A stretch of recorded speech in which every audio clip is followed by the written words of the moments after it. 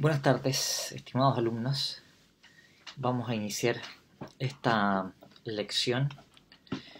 Tal como en la lección anterior, voy a estar ocupando este micrófono que resuelve los problemas de sonido que habían tenido en lecciones anteriores, que no habían salido muy bien porque había una interferencia y no sé qué pasaba, pero en fin, se escuchaba pésimo. Pero tienen el inconveniente que no puedo escucharlo si ustedes hablan, entonces cuando hagan preguntas les voy a pedir que lo hagan a través de la función de chat de Zoom. Veo que hay una pregunta que también corresponde a algo con lo cual quería partir esta lección. Héctor Tenorio pregunta, ¿la prueba del jueves va a ser parecida a la primera? Sí, va a ser parecida a la primera. O sea, va a ser una prueba con dos partes. Cada parte va a tener el mismo valor de 3 puntos. La diferencia es que se va a hacer en horario de clase, por tanto va a ser de 2 a 3:20 y va a ser más breve que la primera prueba. La primera prueba ustedes tenían dos partes y para cada parte tenían una hora completa. Ahora van a ser 1 hora 20 para las dos partes, pero las dos partes van a estar abiertas de inmediato, o sea, a partir de las 14 horas del día jueves van a estar abiertas las dos partes y ustedes contestan la que ustedes quieran. Cada una de esas partes tiene dos preguntas y bueno, son con un libro abierto naturalmente, o sea, pueden consultar todos sus apuntes y les recomiendo, tal como lo hice para la primera prueba, que ustedes no deben confiarse en el tema de que sea con el libro abierto, o sea, no pretendan dar una prueba si ustedes van a llegar el día jueves, ver las preguntas y ahí comenzar recién como a mirar, digamos, ¿no? Los libros, qué sé yo, la lectura, ¿no? Tienen que tener el asunto más o menos madurado y estudiado para poder contestar adecuadamente esas preguntas. ¿Okay? Bien, ¿y qué es lo que va a entrar en esa prueba? Bueno, de temas de teoría de la verdad. Acuérdense ustedes que en la primera prueba entraron temas sobre teorías de la verdad, pero no vimos todo. Entonces, por ejemplo, no vimos todas las teorías antidualistas de la verdad, no vimos también la discusión sobre teorías dualistas de la verdad y las cosas que hemos visto acerca de la justificación. Eso es lo que va a entrar a la prueba del jueves. Y ustedes también tendrán una ayudantía, que me parece está fijada para mañana, en la cual se van a poder ver dudas acerca de la materia del curso.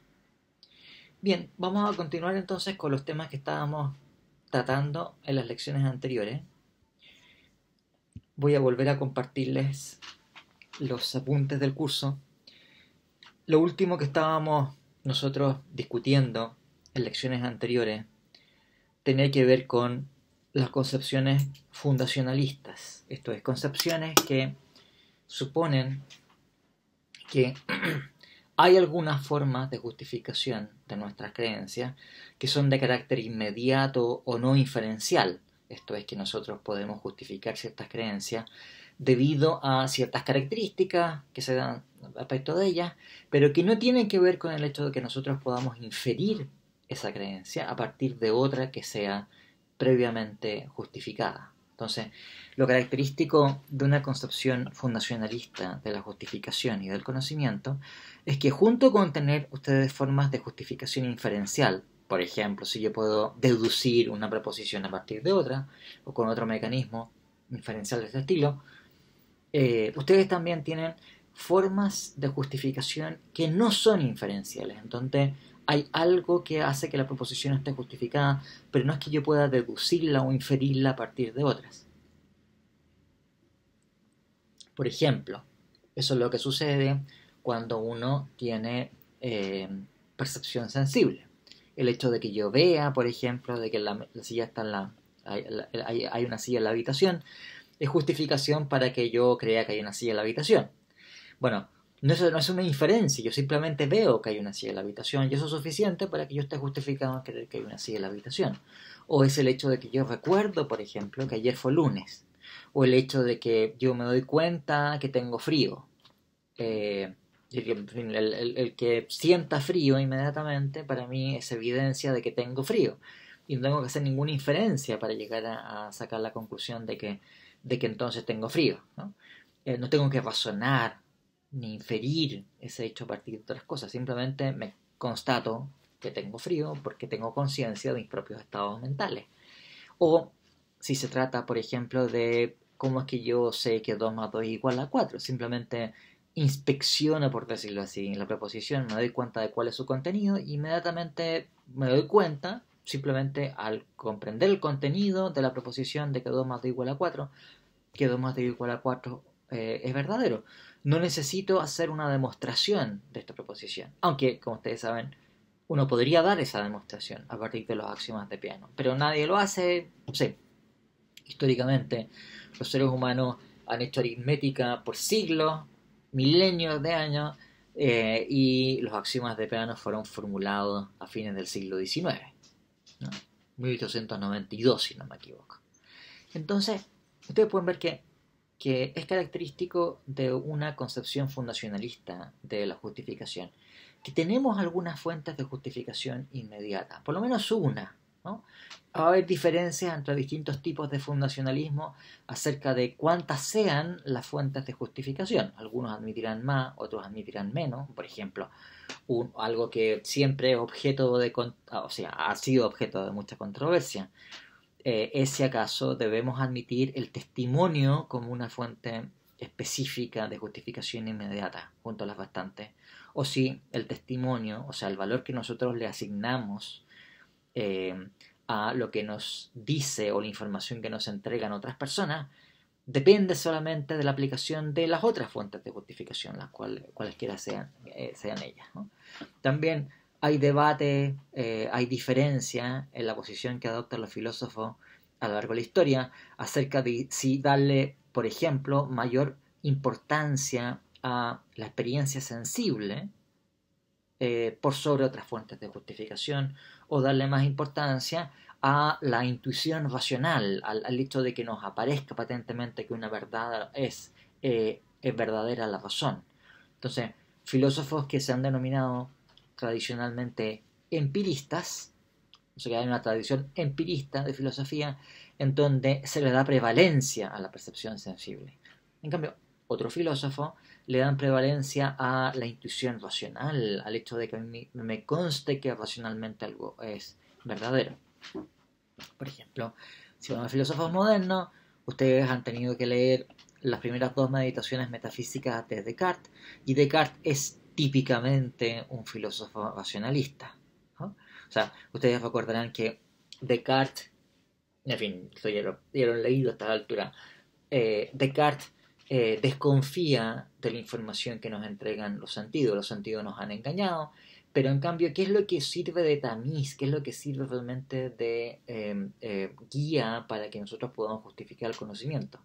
Son las ideas, o en fin, los contenidos que se nos presentan como claros y distintos, dice Descartes.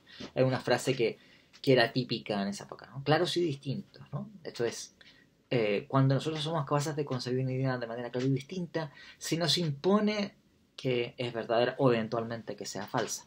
Y por eso entonces para Descartes es mucho más fuerte la evidencia que nosotros tenemos a partir de lo que nos muestra esa evidencia racional que lo que nos pueda mostrar la percepción sensible, que nosotros tenemos que, por decirlo de alguna manera, someter a un tipo de criba o juicio de la razón.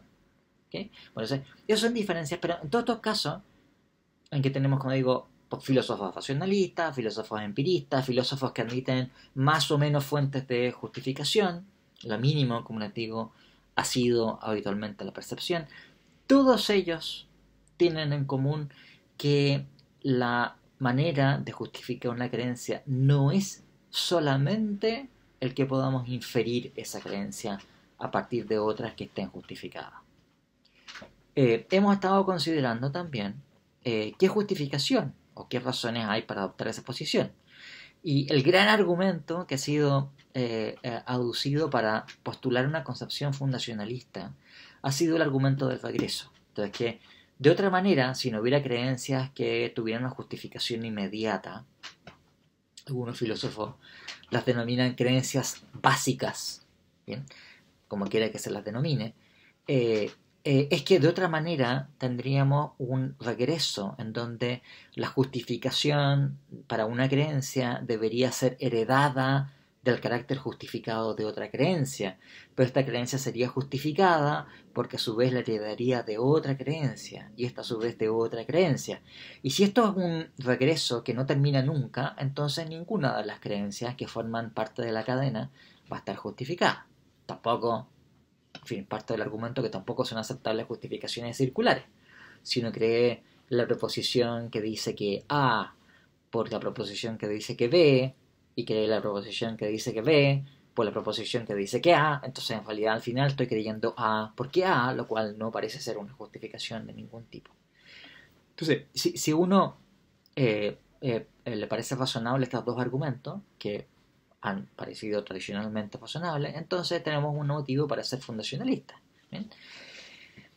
Ok, entonces hemos estado discutiendo, también vimos otro argumento adicional, argumento en fin, acerca de la comprensibilidad del concepto de justificación. Pero si aún no le hacen fuerza estos argumentos, entonces tenemos razones para postular una posición fundacionalista. Lo que quería concentrarme hoy día es ver algunas críticas que se han hecho al fundacionalismo.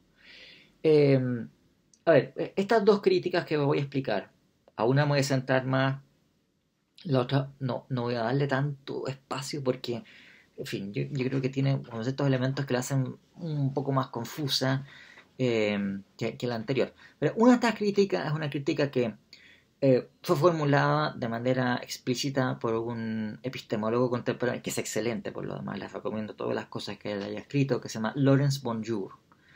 Lawrence Bonjour desarrolla esta crítica en una serie de escritos, pero en particular un libro del 84 que se llama La estructura del conocimiento empírico, The Structure of Empirical Knowledge. Y otra crítica que voy a explicarles, pero en fin, de manera mucho más esquemática, es una crítica que fue formulada por Wilfrid Sellars en un famoso escrito del año 1956 que se llama Empiricism and the Philosophy of Mind. No es que sean las únicas estas, pero muestran como dos, son formulaciones que muestran de una manera especialmente clara, como decía, el de Sellars no creo que tiene estas dificultades, pero este tipo de objeciones. Entonces, déjenme contarles esto, en qué consisten estos dos motivos para rechazar el fundacionalismo. Vemos primero la crítica que efectúa Bonjour. Bonjour lo que sostiene es lo siguiente, que cuando tenemos creencias que supuestamente tienen una justificación inmediata, esto es, no es inferencial, nosotros realmente, si examinamos con detenimiento, ¿por qué razón estamos legitimados epistemológicamente en aceptar esa creencia como una creencia justificada? Lo hacemos porque estamos infiriendo que poseemos esa legitimación en virtud de la aplicación de ciertos principios generales de epistemología. La idea sería la siguiente. Podemos ver esto para el caso más sencillo que tiene que ver con la percepción sensible, pero este tipo de ejemplo, estructuralmente, ustedes lo pueden aplicar a otras fuentes de justificación. Si ustedes, junto con la percepción sensible, piensan que también la memoria, por ejemplo, y la conciencia, los propios estados mentales, o la intuición racional también son formas de justificación inmediata, podemos, por decirlo así, adecuar el argumento para esos casos también, así que no es necesario verlo en todos los casos. La idea es la siguiente, ¿no? O sea, uno tiene una percepción sensible de algo. Yo constato, por ejemplo, empíricamente, de acuerdo a la calidad de la experiencia que estoy recibiendo, de que algo es el caso, y luego llego a formar una creencia de que las cosas son tal como a mí me lo muestra la experiencia. O sea, la idea de Bonjour es que para que yo esté verdaderamente legitimado en tener esa creencia, para que yo tenga justificación epistemológica para creer eso, yo debo descansar en un principio epistemológico general, que, por supuesto, no es necesario aquí discutir exactamente cuál sería la formulación más precisa del principio, pero tendría la siguiente, esta sería su siguiente forma general, sería un principio que sería del tipo: si a ti te parece, o si a un sujeto racional le parece que percibe que P, aunque P es cualquier cosa, entonces él está justificado en creer que P. Algunos autores denominan principios de este estilo principios fenomenológicos, porque las cosas se me aparecen, en fin, tienen la apariencia o el fenómeno de ser de tal manera y yo estoy legitimado, estoy autorizado en creer que las cosas son tal como se me muestran. También, usualmente, cuando uno piensa en principios de ese estilo, lo hace como principios que se llaman defectibles. ¿Por qué defectibles? Porque valen a menos que uno tenga evidencia en contra. O sea, a menos que exista un desvirtuador o defeater. Recordarán que hablamos de esto en lecciones anteriores. Entonces la idea sería, mira, si a ti te parece perceptivamente de que P, entonces tú estás justificado en creer que P, a menos que exista evidencia en contra que desvirtúe la evidencia perceptiva que estás recibiendo. Bien, entonces, es una norma general, estamos hablando de cualquier sujeto que tiene cualquier tipo de percepción sensible que le muestra cualquier cosa que no usemos con la variable P. Y vale en principio, a menos que exista algún desvirtuador. Por supuesto, si yo, por ejemplo, me parece que hay, no sé, digamos, una mesa en la habitación, pero después llegar me dice, no, cuidado, que hay un holograma que fue puesto por la CIA y que te hace pensar que hay una mesa, pero no hay mesa, es un holograma de la CIA. Ah, entonces sí, así, yo voy a suspender, por lo menos voy a suspender el juicio de creer que hay una mesa en la habitación. Te digo, no, tal vez que esta mesa es un holograma, a lo mejor no es una mesa, en fin, o algo así. Bien, pero si uno está legitimado en creer que P, qué sé yo, que P sea aquí, hay una mesa en la habitación, porque uno ve que hay una mesa en la habitación, la idea de Bonjour es que uno tiene justificación para esto, porque uno realmente lo que está haciendo es efectuar una inferencia, uno está haciendo una inferencia que además es deductiva. Entonces, uno está suponiendo lo siguiente, premisa 1, es este principio fenomenológico que les decía. Si a uno le parece que P, o en fin, hagámoslo con variables para que sea más general, si al sujeto S le parece que P, entonces S está justificado en creer que P a menos que exista un desvirtuador. ¿Okay? Premisa 1. Premisa 2. Si eso vale de manera general, eso vale para mí, ¿de acuerdo? Entonces, si a mí me parece que hay una mesa en la habitación, entonces yo estoy justificado en creer que hay una mesa en la habitación a menos que haya un desvirtuador. ¿Bien? Entonces, esto es como una instanciación particular de este principio universal. ¿Bien? Luego, tercera premisa. Tengo yo la apariencia, o me parece que hay una mesa en la habitación. Premisa 4. No hay ningún desvirtuador. Entonces, en virtud del principio general aplicado para este caso particular, yo puedo inferir de que yo estoy justificado en creer que hay una mesa en la habitación, a menos que exista un desvirtuador. Pero no hay ningún desvirtuador. Entonces yo estoy justificado en creer que hay una mesa en la habitación. ¿Se dan cuenta? Sí. Este es el esquema general del razonamiento, ¿no? Tengo un principio general que lo puedo aplicar a un caso particular, y cuando tengo aplicado un caso particular tengo un condicional. Me está diciendo, si usted tiene una evidencia perceptiva de cierto tipo, usted está justificado en creer que, a menos que bla bla bla. Entonces después yo introduzco una premisa que me dice, efectivamente, tú tienes una apariencia observacional de T. Entonces se sigue siguiendo el condicional. Si se da el antecedente del condicional, entonces tengo justificación para el consecuente condicional. Por tanto, estoy justificado en creer que hay una mesa en la habitación. Pero esto es un razonamiento, ustedes pueden ver. O sea, es un razonamiento además perfectamente deductivo. Entonces, el argumento de Bonjour, es decir, mira, cuando uno mira con más detenimiento, ¿qué es lo que sucede cuando nosotros tenemos justificación epistemológica para tener creencias perceptivas? E insisto que esto que digo para las creencias perceptivas vale para cualquier forma de justificación inmediata. Resulta de que en cualquier caso yo realmente estoy haciendo una inferencia. No estoy simplemente constatando así como como que me surgió así como la creencia de que hay una mesa en la habitación y está justificada, sino que hay aquí un razonamiento en donde yo he debido depender de ciertas premisas para obtener finalmente la conclusión de que estoy justificado en creer que hay una mesa en la habitación. ¿Bien? Entonces, la idea de Bonjour es que este argumento admite ser generalizado.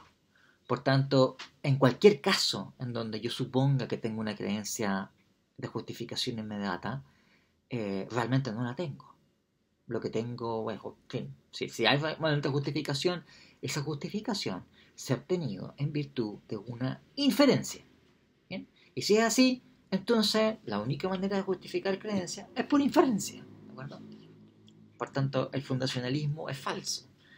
Y uno tendrá que adoptar o bien una concepción infinitista, que bien, no vamos a considerar aquí por las cosas que les he contado en lecciones anteriores, o bien uno va a tener que adoptar alguna posición coherentista. O sea, de hecho, Monjur es coherentista.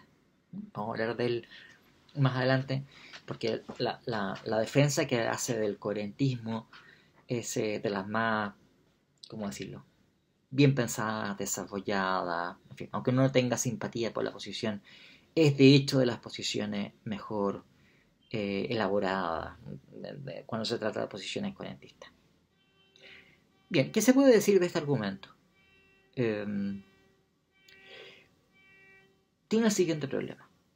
Eso no quiero decir que, en fin, que hay razones para desecharlo de manera definitiva. Simplemente les muestro el argumento y les muestro también cómo es que un fundacionalista reacciona frente a esta crítica. Y ustedes verán, digamos, ¿no? En fin, pueden creer lo que quieran. Si van a ser fundacionalistas, coherentistas, en fin. ¿Cuál es el punto que haría un fundacionalista? O sea, en realidad, ¿qué hace? Yo soy fundacionalista. Es que, claramente, en el argumento que ha presentado Bonjour, efectivamente, la justificación que tengo para aceptar una creencia perceptiva resulta finalmente de una inferencia, pero esa inferencia es una inferencia que depende de que yo acepte ciertas premisas. Y esas premisas son premisas que aparentemente no se han introducido en virtud de una justificación inferencial. Quiero decir, yo estoy diciendo que yo estoy justificado en creer que hay una mesa en la habitación porque, de manera general, si uno le parece constatar empíricamente que P, entonces uno está justificado en creer que P, y uno ha constatado que hay una mesa en la habitación, empíricamente. Entonces por eso es que uno está justificado en creer que hay una mesa en la habitación. Ustedes dicen, estoy simplificando lo que les hice hace un momento atrás, que en fin, que uno puede describir más pasos aquí, pero en fin, resumiéndolo, uno puede decir, ya, tengo un principio general, tengo después una constatación de que estoy teniendo experiencias de cierto carácter, que es una constatación particular, y después yo puedo efectuar la inferencia. Pero ustedes se pueden dar cuenta que, aunque uno ha efectuado aquí una inferencia, esa inferencia depende de que yo acepté las premisas, naturalmente. Y la cuestión es, ¿por qué acepté las premisas? ¿Es por otra inferencia? Bueno, nos encontramos el mismo problema que lleva el problema del progreso. Si voy a admitir puramente inferencia, esto nos va a llevar a un regreso al infinito o una justificación circular, y si no es aceptable, tendremos que aceptar justificaciones inmediatas. Justificaciones inmediatas del tipo, me consta que tengo la apariencia observacional como si hubiese una mesa en la habitación. Yo eso es lo que estoy constatando inmediatamente, no en virtud de una inferencia. O el tipo de evidencia intuitiva en virtud de la cual este principio epistemológico general se me impone como verdadero. El tipo, si yo a mí me parece que P, entonces estoy justificado en creer que P, a menos que haya un desvirtuador. Entonces, el argumento de Bonjour, eso es lo que, como digo, el tipo de respuesta que voy a dar un fundacionalista a esta argumentación, es que Bonjour, lejos de mostrar que toda justificación inmediata es finalmente una justificación inferencial, ha pateado para adelante, por decirlo así, la justificación no inferencial. Porque de todas maneras, en la reconstrucción que él hace, está dependiendo de ciertas premisas que se tienen que aceptar de manera inmediata. Como por ejemplo, el que me conste a mí de manera inmediata que tengo ahora apariencia observacional como si hubiese una mesa en la habitación. O el tipo de evidencia inmediata que pueda yo tener de que es verdadero el principio general según el cual si a S le parece que P, entonces S está justificado en creer que P, a menos que exista un desvirtuador. ¿Okay? Entonces, en fin, pero no quiero yo agotar esta discusión naturalmente de ninguna manera. Les presento las razones que hay para criticar el fundacionalismo en este caso y las razones que hay para rechazarlo. Déjenme comentarles ahora la otra forma de crítica que está expuesta en este escrito de este filósofo que se llama Wilfrid Sellars. En un trabajo, es un artículo larguísimo, o sea, que son como, no sé, 50 páginas, muy largo. Se llama Empiricism and the Philosophy of Mind. Empirismo y la filosofía de la mente sería la traducción. Entonces, ¿qué es lo que sostiene Sellars en este argumento? Que ha tenido mucha influencia, pero ustedes van a ver que es bastante más oscuro que el argumento anterior que les he dado de Conroe. ¿Sí? O sea, lo que sostiene Sellars es lo siguiente. Voy a primero anunciárselos de manera general y después vamos a ir viéndolo con más detalle. Que tenemos dos órdenes que están separados entre sí, que tienen que ser cuidadosamente distinguidos, que no deben ser confundidos. Uno es un orden, o si ustedes quieren, una estructura entre elementos que se ordenan entre sí, que se conectan entre sí, porque algunos de ellos o unos de ellos son razones para otros. Sellars lo llama el orden de razones. Un sistema, si ustedes que de elementos en donde tenemos cosas que sirven de razón o de justificación para otras. Y tenemos otro orden de cosas que es el que debe ser cuidadosamente diferenciado del anterior, que es el orden de causas, donde tenemos elementos que causan o son causados por otras cosas. ¿No? Ahora, ¿cuál es la idea aquí de esta cuestión? Es que lo único que forma parte del orden de razones, o sea, lo único que puede servir para justificar otra creencia es una creencia. Solamente las creencias son, por decirlo así, ciudadanos legítimos del orden de razones. En cambio, cuando se trata del orden de causas, sus ciudadanos legítimos son eventos físicos.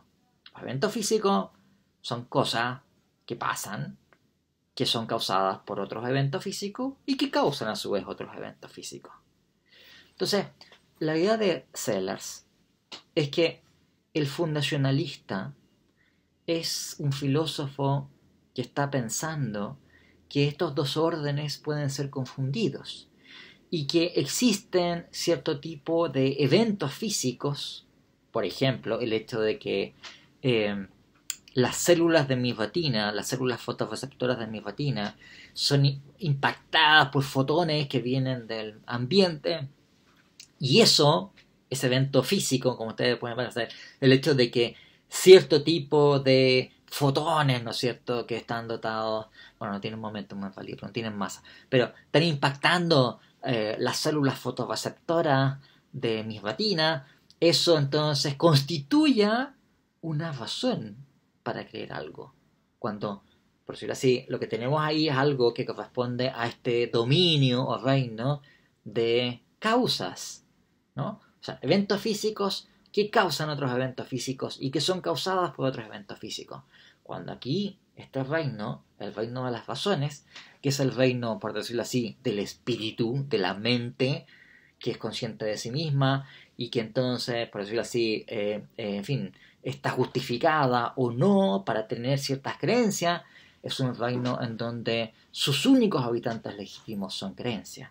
Entonces, la idea de Sellars es decir, el fundacionalista está pretendiendo que de alguna manera ciertas configuraciones de causas físicas, insisto, cuando dice causa física hay que pensar, no sé, digamos, ¿no? Impresiones, pues, eventos físicos, cosas que chocan contra mis terminales nerviosas, digamos, ¿no?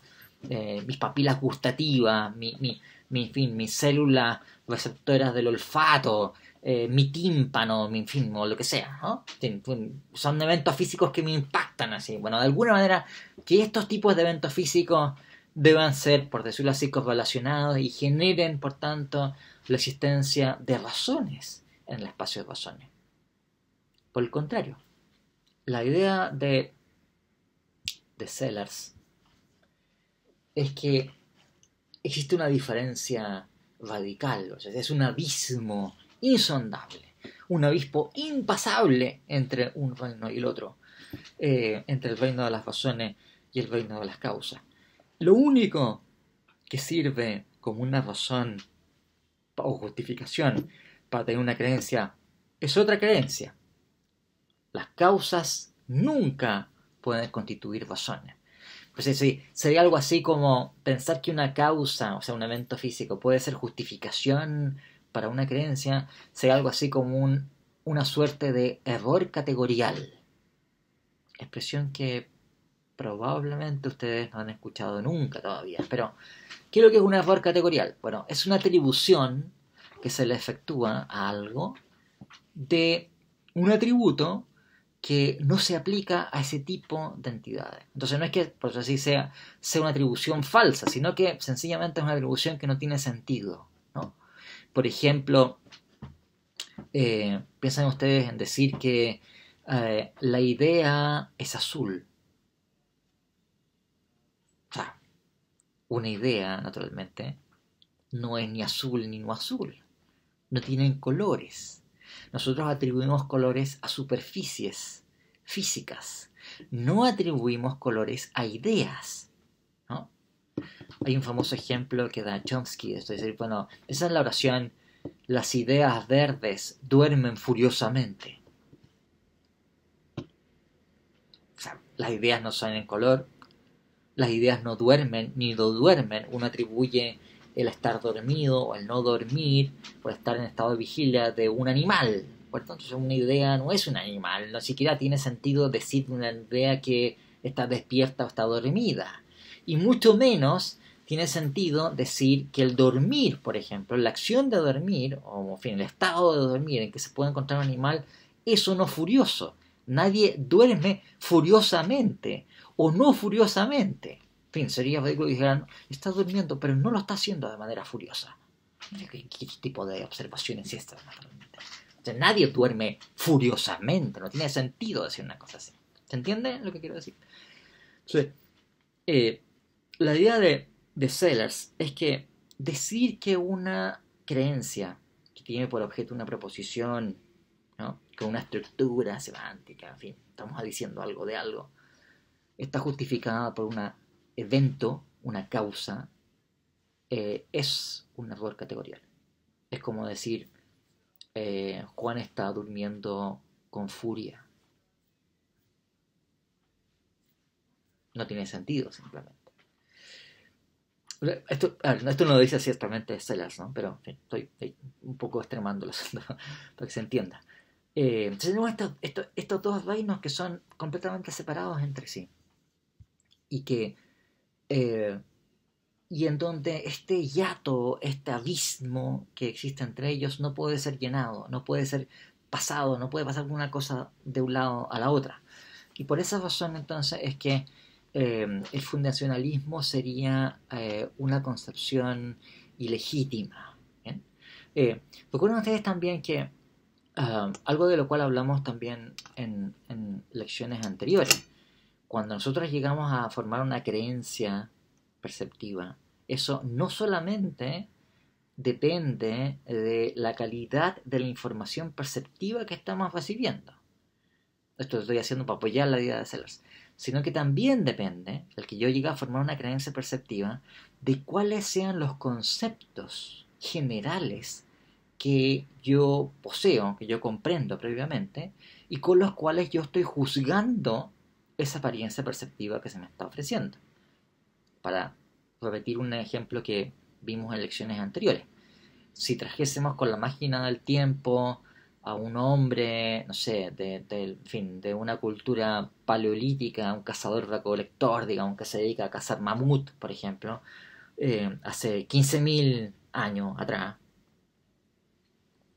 y lo traemos aquí, bueno, no aquí, digamos, porque, pero lo traigo aquí a mi habitación, digamos, y entonces en fin, este personaje de cultura paleolítica mira el computador.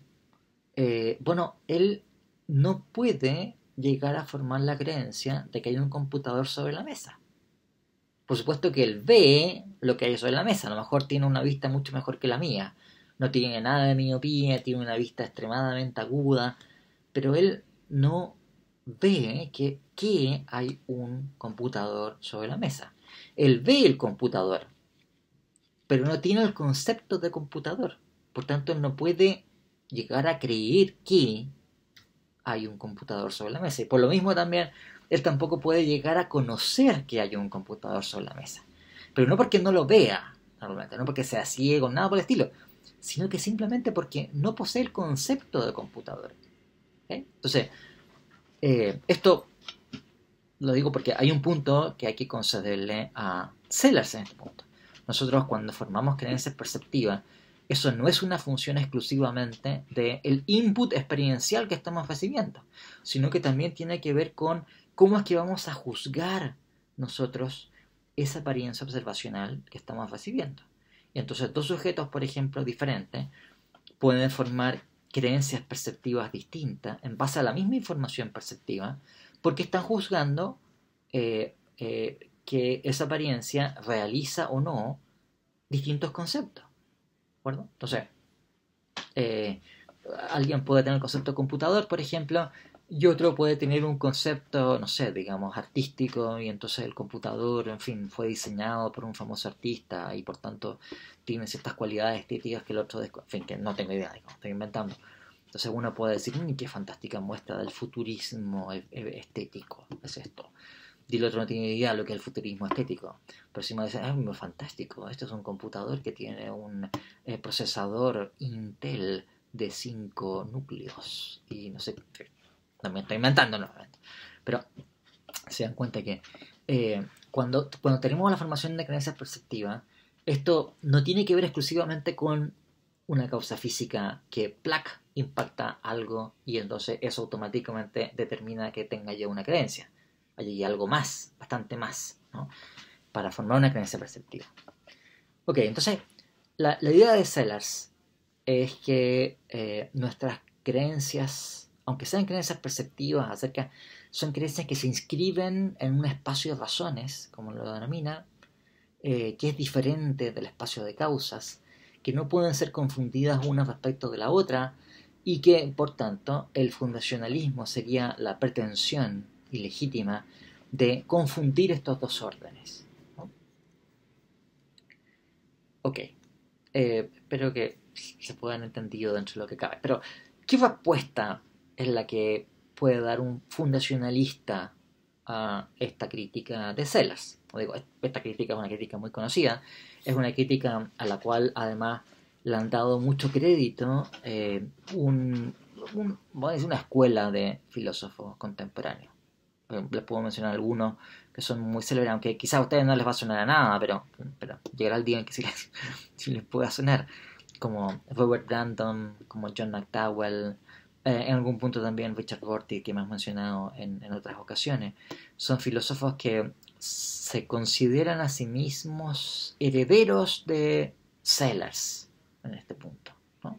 Con peculiaridad, no es que sean solamente herederos de Sellers, integran muchas otras tradiciones intelectuales, pero entonces estas ideas sellersianas han tenido mucho impacto en todo este conjunto de filósofos. ¿Qué tipo de respuesta o reacción es la que puede tener un fundacionalista respecto de esta crítica sellersiana, de esta idea de que tenemos el orden de las razones o el espacio de las razones y el espacio de las causas y que no hay que mezclar las dos cosas? Que cuando consideramos el famoso espacio de razones, efectivamente el fundacionalista puede admitir que el que uno llega a formar una creencia perceptiva no está determinado por una relación, podría decir, uno a uno con experiencias perceptivas de cierto carácter, ¿no? Es decir, no es una relación uno a uno, porque el mismo tipo de información perceptiva en un sujeto, de acuerdo a qué tipo de recursos conceptuales y además qué intereses tenga, porque en fin, puede ser que tenga intereses muy distintos, y a lo mejor tienen los mismos recursos conceptuales, pero no le interesan simplemente considerar ciertas cosas acerca de lo que le muestra esa información perceptiva, y en cambio se fija en ciertas cosas que otro sujeto con otros intereses teóricos sí se va a fijar. ¿Ya? Entonces, qué sé yo, tengo un biólogo y un físico mira, eso se produce por la masa del elefante. Y otro dice, sí, mira, es que el elefante en fin, tiene un proceso metabólico de, etcétera, ¿no? También da lo mismo, digamos, pero los dos están fijándose en cosas distintas. Entonces, no hay una relación uno a uno entre cierto tipo de información perceptiva que va a recibir un sujeto y el tipo de creencias que ese sujeto va a formar en virtud de eso. Concedido a Sellars. Pero eso no implica que no haya justificaciones de carácter inmediato. O sea, en este ejemplo que yo les daba de que un sujeto que tiene el concepto de computador, entonces puede llegar a adquirir la creencia de que hay un computador sobre la mesa. Es claro entonces que si no tuviese la comprensión previa del concepto de computador, si no fuese capaz de juzgar correctamente qué es un computador y qué no es un computador, lo cual es una materia puramente conceptual, no es una materia empírica, ¿no? No se podría juzgar que hay un computador sobre la mesa. Pero, claro, juzgar que hay un computador sobre la mesa sigue siendo algo que no se deriva deductivamente de otras cosas. No es algo que él va a inferir a partir de creencias previas, ¿no? Simplemente comprende que es un computador, la apariencia perceptiva se le presenta de cierta manera y él juzga que hay un computador sobre la mesa. El que, por decirlo de otra manera, tengamos un componente aquí, que es un componente de carácter conceptual, ¿no? Junto con el componente puramente empírico, no hace que la justificación no sea inmediata. Lo que posiblemente debamos admitir es que para nuestras creencias perceptivas nosotros también tenemos que ejercitar nuestra capacidad de intuición racional a priori. Esa capacidad que desplegamos cuando hacemos matemáticas o lógica de manera paradigmática. La idea es que también está operando, aunque de una manera, por decir así, menos problemática, cuando uno juzga de algo que es un computador, o que es una mesa, o que es una silla. Pero eso no hace que esas creencias sean creencias que debamos decir que se deducen o se infieren a partir de otras creencias. Son creencias inmediatas. Lo que sucede es que no es solamente percepción sensible, es también ejercicio de mi juicio o mi intuición racional a priori acerca del contenido de ciertos conceptos. Ok, entonces hemos estado considerando aquí un par de motivos que han sido aducidos varias veces en la historia del pensamiento para rechazar el fundacionalismo. Como digo, si ustedes ven a filósofos coherentistas contemporáneos o que tienen simpatías por el coherentismo, estos son el tipo de justificaciones que ustedes van a encontrar. Bonjour es un ejemplo muy característico para adoptar esta posición. Una cuestión importante entonces aquí es cuál es la alternativa al fundacionalismo. O sea, bien, ok, hay razones que parecen hacer razonable el fundacionalismo. Hay motivos por los cuales se ha criticado el fundacionalismo. Y hay maneras en que los fundacionalistas han pretendido contestar estas dificultades. Ustedes verán si les parece que son más o menos convincentes.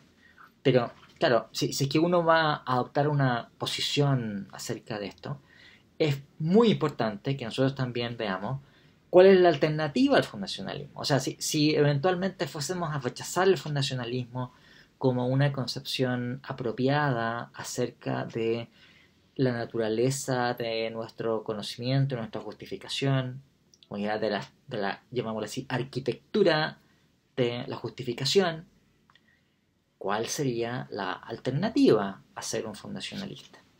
Y la gran alternativa del fundacionalismo es el coherentismo acerca de la justificación. Vuelvo a recordarles que cuando hablamos del coherentismo como concepción de la justificación, esto no debe confundirse con el coherentismo como concepción de la verdad. El coherentismo como concepción de la verdad es una forma de antirrealismo en donde estamos pensando que la verdad de una proposición consiste en que bla bla bla es coherente con tal o cual otra cosa.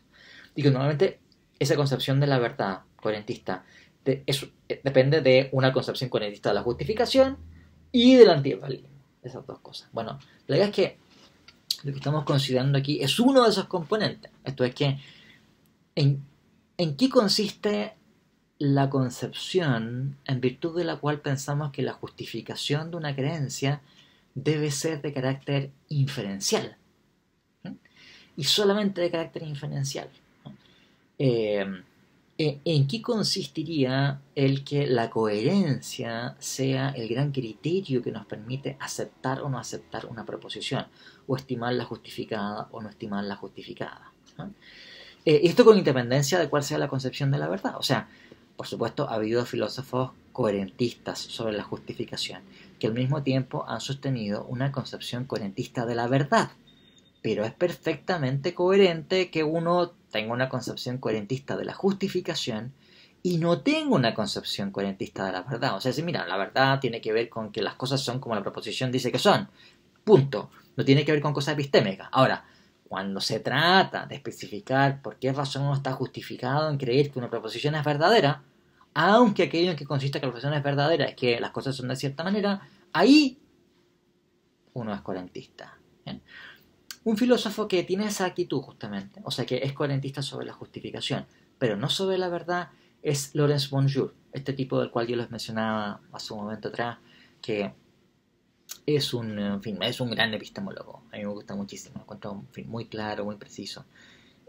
Aunque uno naturalmente haya muchas cosas con las cuales no va a estar de acuerdo, pero digo, es bien recomendable las cosas que él ha escrito. Tiene también un muy buen manual, además de epistemología, si alguno quiere verlo con más detenimiento, es bien recomendable.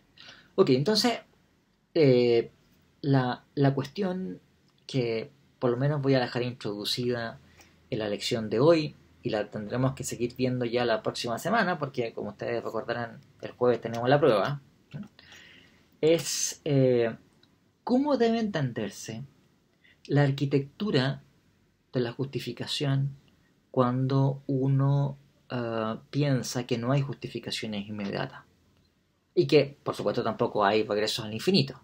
¿Bien? O sea que la justificación, por decirlo así, lo que hace que un conjunto de proposiciones se estén justificadas tiene que ver con redes, con conexiones mutuas entre las proposiciones que componen los elementos de esta red. Alguien me quería hacer una pregunta. Manuela Cosio. Perdón que tengo que leerlo porque resulta que, por ustedes que no escucho nada, entonces tengo que... Pregunta si esto entra en la prueba. Sí, Manuela, va a entrar en la prueba. Hasta lo que veamos hoy día va a entrar en la prueba. Déjenme volver a las notas.